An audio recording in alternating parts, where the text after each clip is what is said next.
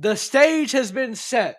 Super Bowl 60 will be held between the Seattle Seahawks and the New England Patriots. 30 NFL teams have been eliminated. 2 remain in a contest that will determine who goes in the history books as the best team in football this year.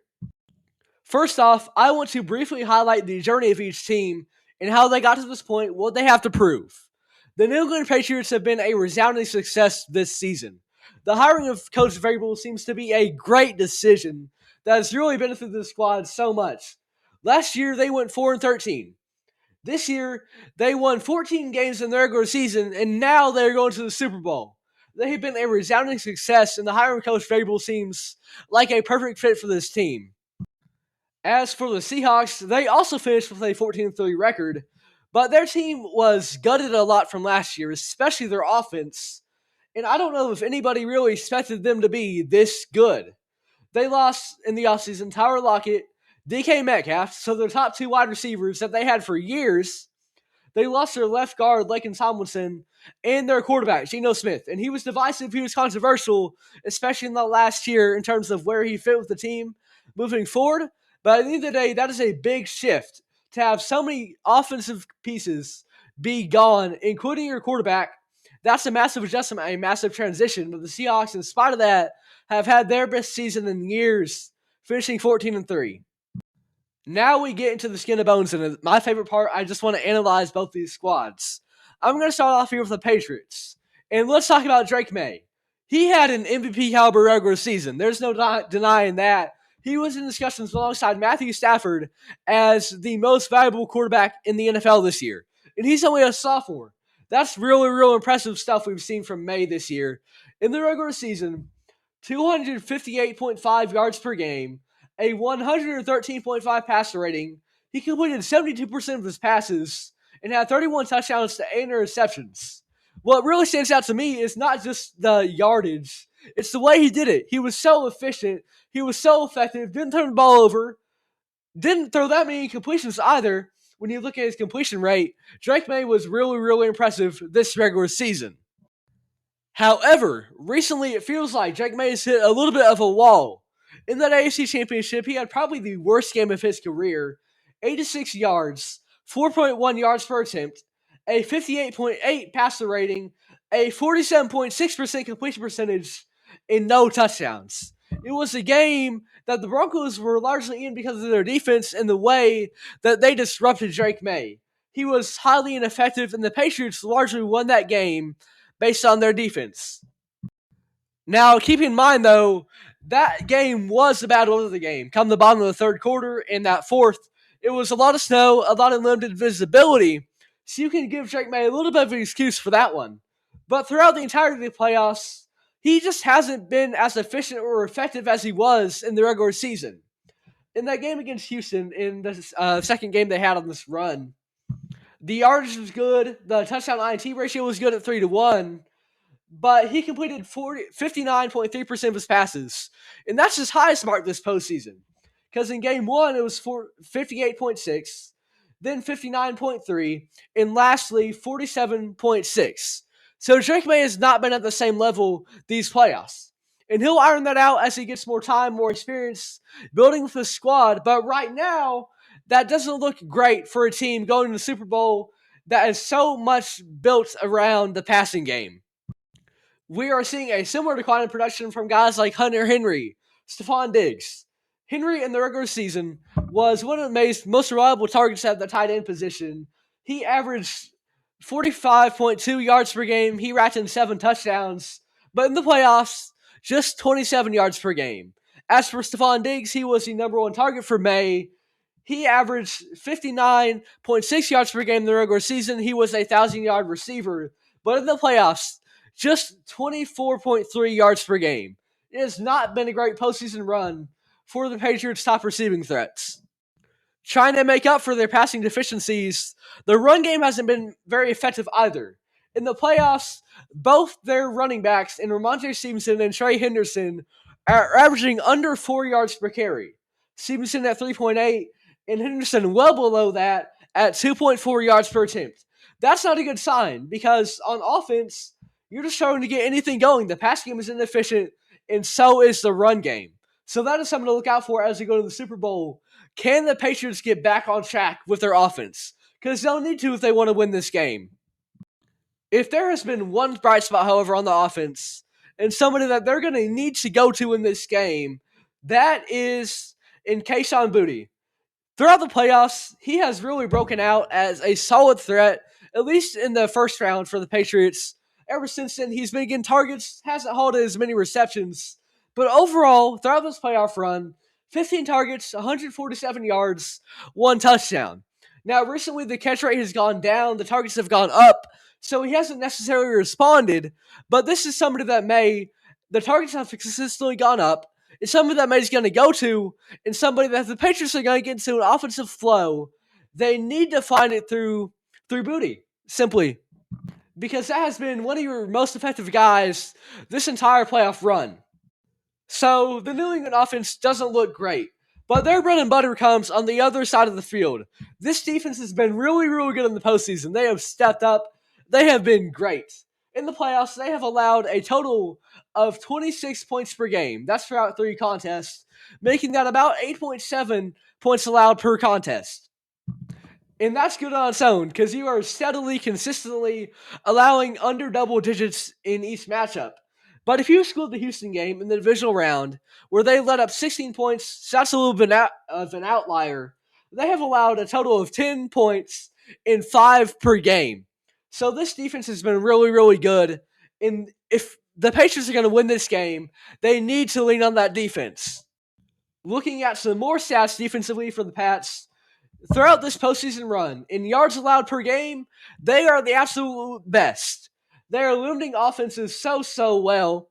They've also had 4 sacks per game, a total of 12 throughout this run, and they are second in turnover differential. This defense is great. This defense is holding it down, and it's allowing for a team that has not had a great offense this postseason to be able to come out the other side of the victors because of what they're doing on the other side of the field. They will need them to show up once again in the Super Bowl here. The team that's first in playoff turnover differential, though, is the Seattle Seahawks. Only one team has been better than the Patriots, but that is the team that they're facing in the biggest stage of them all, Seattle. Moving over to the point differential for the Seahawks, this is a team that has scored 72 points in 2 games so far and allowed 33. Now, there is a lot of variability there. They beat the 49ers 41-6, and then the Rams game was a lot closer. That one was tight all the way to the end.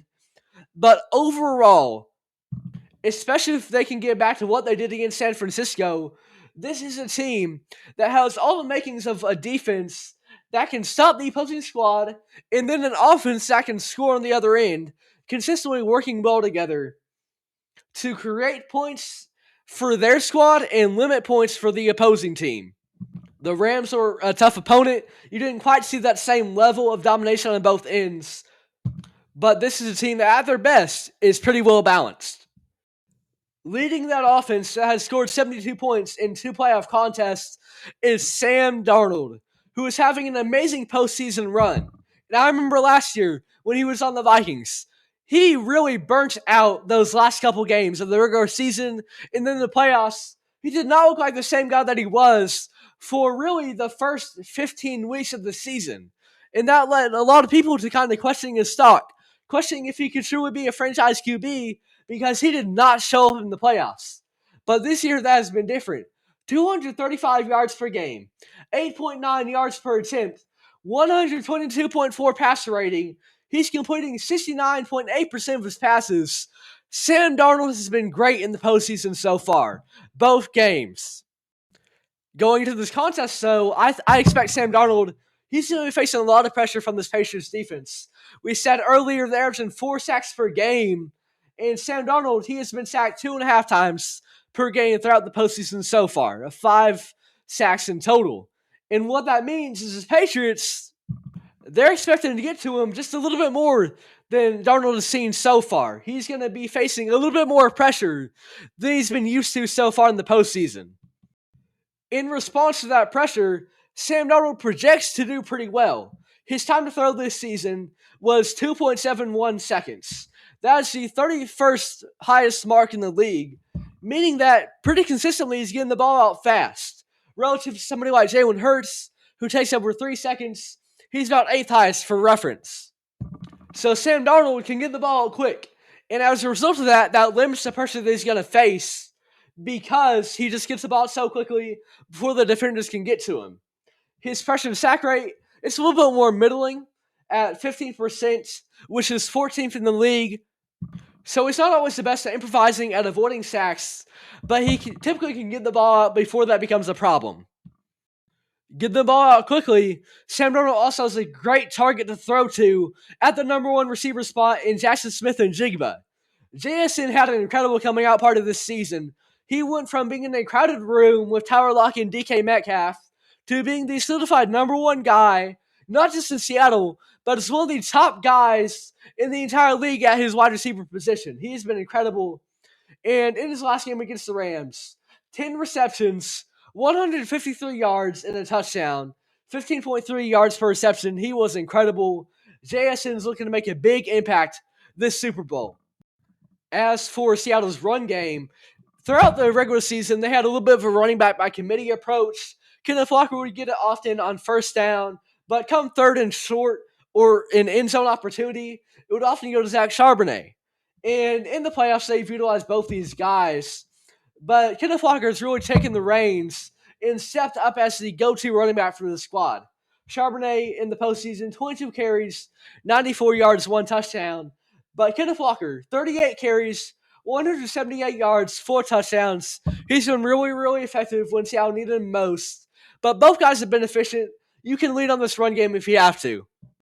Where things start to get a little murkier for Seattle, though, as great as their offense is, their defense has been great at times, especially in the regular season, but you haven't really seen that to the same extent in the playoffs. In terms of yards allowed, they've allowed 357.5 yards per game. That's good for 7th among all playoff teams. In terms of passing yardage, because the Patriots are definitely a pass-first team under Drake Maye, 246 yards per game allowed, which is good for 8th. So you can live with it, but not great marks there. Seattle is definitely going to focus more so on their offense. Just hope their defense can get back in that regular season rhythm. That would be a big aid to them. A couple more numbers to look at here that I think could really tell the story of the game is Sam Darnold with his passing numbers this postseason at 235 yards per game. He's facing a very tough Patriots pass defense. The Patriots are allowing just 138.3 yards through the air per contest. They have been really, really effective in the playoffs at stopping the pass. And Sam Darnold's been a very effective passer. So that's a sharp contrast there. We'll see how QB1 responds. Cooper Kupp, of course, a member of Seahawks this season. The last Super Bowl that he was in with the Rams, he was the Super Bowl MVP in a performance where he had 8 receptions for 92 yards and 2 touchdowns. He has not been as productive a player for Seattle as he was with the Rams back in the day, but he did score a touchdown last week. And so this is somebody that has been there in the biggest moments. They had the experience. He knows what he needs to do to win. And so with that, Cooper Kupp, I do think provides you intangibles. He's a safe target to go to in this game. On the other end for the Patriots, I think Drake Maye is going to try to test the Seattle defense. They haven't been great in the postseason, like I said, and I think he knows that, right? You've been watching film, you've been studying for this game. You've got 2 weeks to prepare. And Drake Maye, a 9.5 average depth of target per yardage there. That is 3rd in the NFL. He likes to air the ball out, and he is definitely going to try to test the Seahawks defense. It hasn't been super efficient for him this postseason, but he is not going to stop trying. He's going to throw far out into the field, 9.5 average depth of target for Drake Maye. Seattle, though, if they can get that defense back in form, they allowed only 3,619 passing yards this season throughout the regular season. That's a pretty solid mark. There were a lot of times where the pass coverage looked really, really good. They're going to try to get back to that against Drake Maye, who loves to throw about 10 yards down the field. As for my final prediction, with all of this in mind, I have the Seattle Seahawks coming out the other side, the victors. I think overall they are the better, well-rounded team. I've liked more of what I've seen from them in the postseason. Whether it's Sam Darnold playing incredible, Jaxon Smith-Njigba having a great championship game, or Kenneth Walker stepping up and being that running back one when the Seahawks really needed answers for that position. The defense has not been great, especially to the caliber that it was earlier on in the year. But I think with the offensive efficiencies that New England has had so far, and to be fair, that's been good against good defenses, Houston, Denver, the Chargers even. Seattle at their best is not far behind that, and they were at times one of the better defenses throughout the regular season. If they can get back in any kind of semblance of that, they could well have a very good game here against the Patriots, and I project them to win. Even if it becomes sort of a shootout, the Patriots have a very good game. Drake Maye gets back in rhythm. Stefon Diggs, Hunter Henry get back in rhythm. Their run game gets back in rhythm. Even if that's the case, I think Seattle, and we've seen it all year, has the firepower to outscore the Patriots. So with that in mind, looking at multiple outcomes for how this game could go, how the script could define it, I think whatever world we're living in, the Seattle Seahawks are going to win this game. And for the New England Patriots, it will come their time, probably sooner rather than later. They had a great season to go from a team near the top of the draft all the way to being in the Super Bowl, led by Coach Vrabel. They're going to be great for a long time. Drake Maye's only going to get better, especially in the playoffs. But right now, I think it is Seattle's time. There were a lot of question marks about them this season. They seemed like a depleted offense. We didn't know how Sam Darnold was going to do. Was it a one-year wonder in Minnesota? How is he going to do in the postseason if they make it there? But they have found a way. They have been great in the wake of every question that has been held about them. The Seattle Seahawks, in my opinion, looking at this game, trying to preview it, will be your Super Bowl 60 champions.